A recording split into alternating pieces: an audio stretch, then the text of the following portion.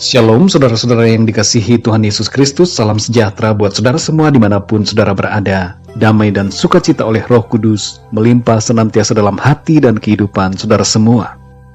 Renungan hari ini membahas tentang virus corona menurut pandangan Alkitab.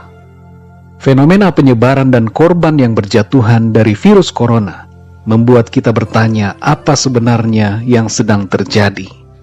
Apa yang dikatakan Alkitab mengenai peristiwa ini?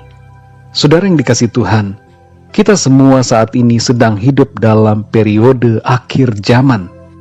Tanda utama dari akhir zaman adalah kedatangan Tuhan Yesus Kristus yang kedua kali dari surga ke bumi. Tapi sebelum kedatangan Kristus yang kedua kali, ada tanda-tanda lain yang akan muncul dan terjadi di atas bumi.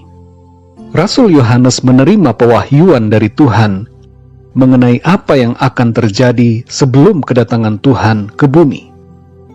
Dalam Wahyu 1 ayat 19 dikatakan, "Karena itu tuliskanlah apa yang telah kau lihat, baik yang terjadi sekarang maupun yang akan terjadi sesudah ini."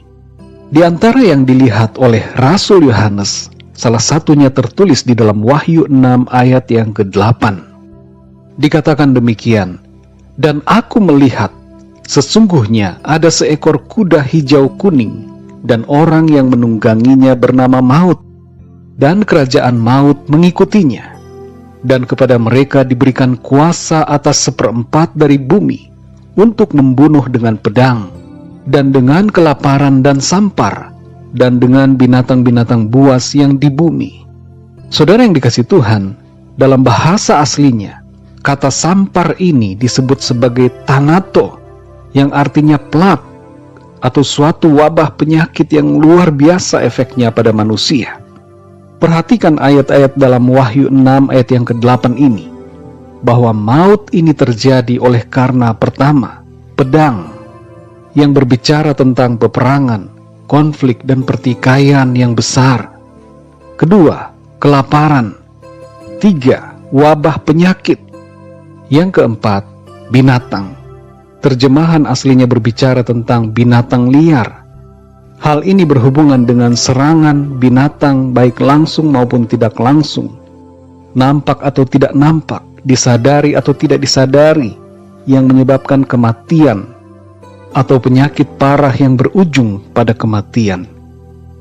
Ingatlah bahwa nyamuk, seekor binatang yang kecil sekalipun, bisa menyerang manusia dan menyebabkan kematian akibat demam berdarah atau malaria yang ditimbulkannya. Di era tahun 1950-an, ratusan ribu orang di Indonesia meninggal akibat wabah malaria.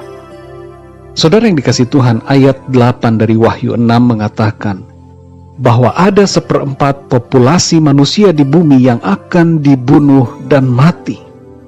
Dengan populasi penduduk dunia saat ini sebanyak hampir 8 miliar, 1/4-nya berarti adalah hampir 2 miliar orang. Flu Spanyol pernah menjadi wabah penyakit yang luar biasa. Pada tahun 1918, flu Spanyol menginfeksi 500 juta penduduk dunia dan membunuh 50 juta orang. Jumlah ini mencakup sekitar 5% penduduk dunia saat itu. Saudara yang dikasihi Tuhan, coronavirus yang dimulai dari Wuhan, Cina, barulah merupakan gambaran kecil mengenai bagaimana dampak dahsyat dari penyakit yang luar biasa yang akan menimpa bumi ini. Virus corona hanyalah salah satu wabah penyakit yang muncul, yang harus menjadi pengingat bagi kita dan membangkitkan kesadaran kita semua bahwa pada akhir zaman, peristiwa wabah yang luar biasa dahsyat akan benar-benar terjadi. Namun saudara yang dikasihi Tuhan, kita tidak perlu takut menghadapi hal-hal seperti ini. Kita hanya perlu mendekat kepada Tuhan, hidup dalam kesetiaan dan ketekunan iman.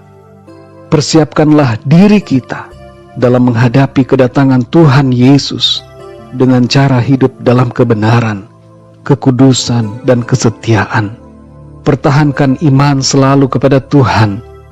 Sekali lagi saudara, Tuhan menghendaki agar kita tidak takut menghadapi berbagai situasi apapun di akhir zaman.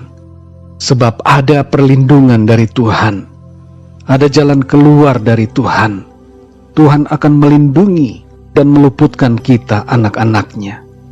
Dalam Wahyu 12 ayat 14 tertulis mengenai pemeliharaan Tuhan atas orang-orang percaya untuk meluputkan dari masa kesukaran besar selama 3,5 tahun. Ini menunjukkan bahwa Tuhan mengasihi dan mau melindungi umatnya. Perlindungan ilahi diberikan Tuhan kepada orang-orang yang mau bertobat dan tinggal di dalam kebenarannya. Dalam Mazmur 91 ayat 7-11 tertulis, walau 1.000 orang rebah di sisimu dan 10.000 di sebelah kananmu, tetapi itu tidak akan menimpamu. Janji Tuhan adalah memelihara dan meluputkan kita semua, saudara. Dan ingatlah, sadarilah bahwa Tuhan menyertai kita sampai akhir zaman. Dalam Matius 28 ayat 20 Tuhan Yesus berkata, dan ajarlah mereka melakukan segala sesuatu yang telah kuperintahkan kepadamu.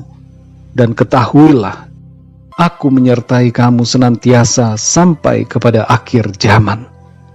Saudara yang dikasihi Tuhan, kita hidup oleh iman, bukan ketakutan. Jadi jangan kita takut, karena ada Tuhan yang berjanji memelihara hidup kita. Ada Tuhan yang bersama dengan kita dan menyertai kita sampai akhir zaman.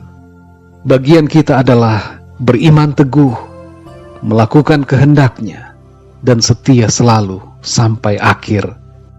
Mari kita berdoa, saudara.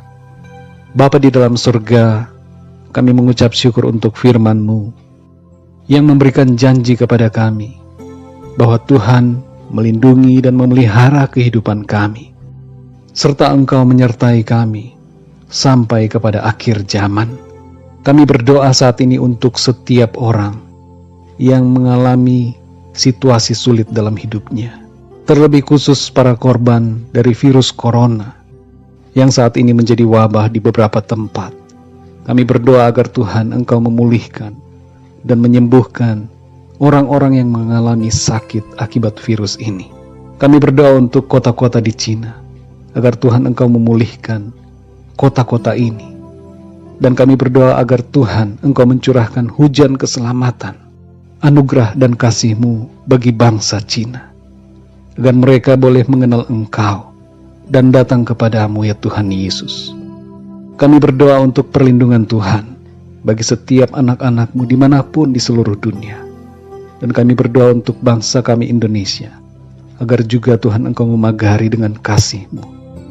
Curahkanlah anugerah keselamatan bagi bangsa kami, sehingga bangsa kami boleh datang kepadamu Tuhan, mengenal Engkau dan percaya bahwa Engkaulah Tuhan Yesus, Juru Selamat, yang menebus dan memberikan kehidupan yang kekal.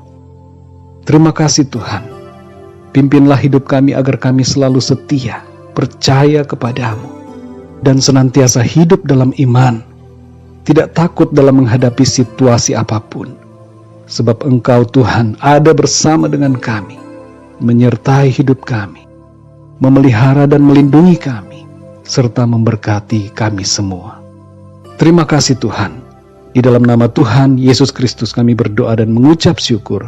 Haleluya. Amin.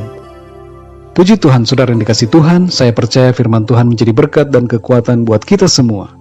Dan Roh Kudus akan menolong kita untuk lebih lagi memahami kebenaran firman Tuhan.